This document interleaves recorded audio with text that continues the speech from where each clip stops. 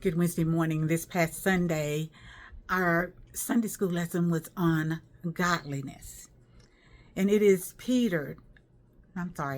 Paul talking to his mentee, young Timothy, who at this time is around age 30.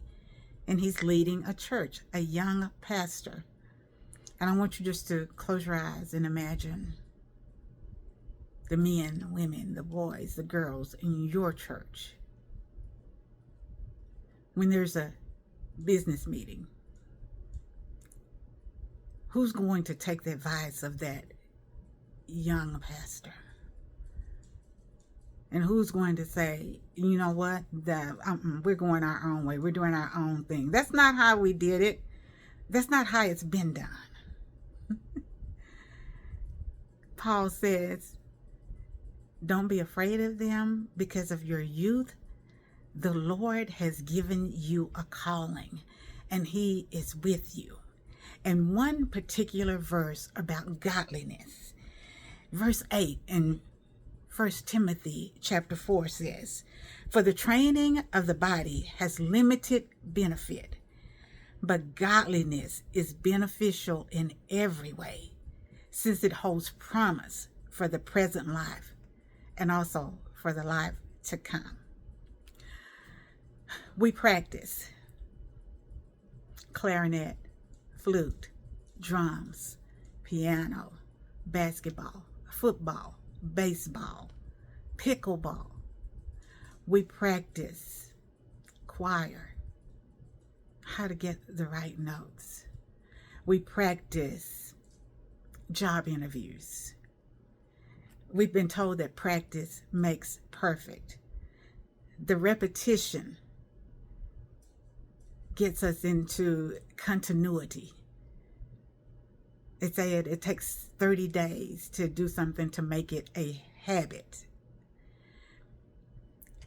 Paul uses the analogy of an athlete who must train daily, several hours a day, to keep his athletic prowess. And he's saying, now that's for just this time here, because it's temporary.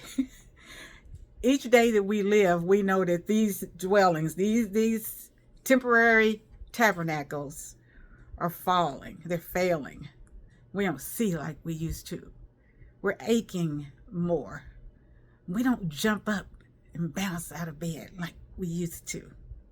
He's saying, now we can exercise, and there's nothing wrong with exercise. It's good. But I want you to think about on a more permanent level. I want you to think about this life now and beyond. And I thought about sometimes how we save money. We're getting ready for retirement.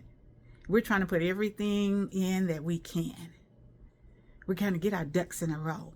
The American dream, the home, the vehicle, they're paid for. But we don't take any of that stuff with us. We're stewards.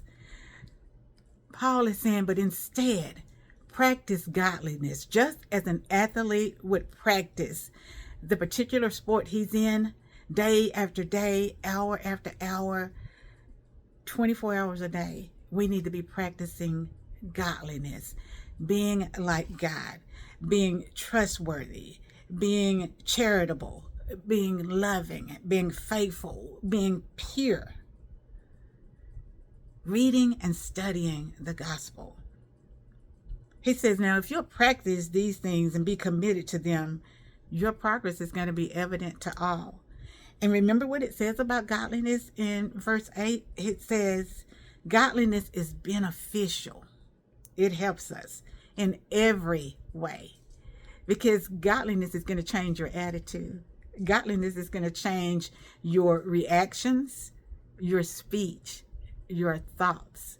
We're no longer thinking according to the flesh. We have set our minds on things above.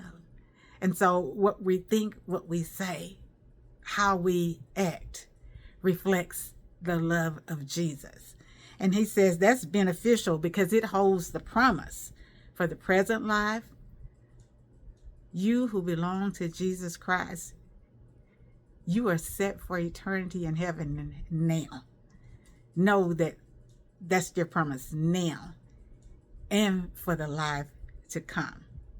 That when death comes, it's sleeping, opening our eyes, and in the presence of Jesus. Godliness is beneficial. Philippians 4:8. Please, let's practice godliness day by day, hour by hour, minute by minute. I love you. The Lord loves us. He so wants us to love one another. And God willing, I'll see you the next day. Have a wonderful Wednesday. Bye.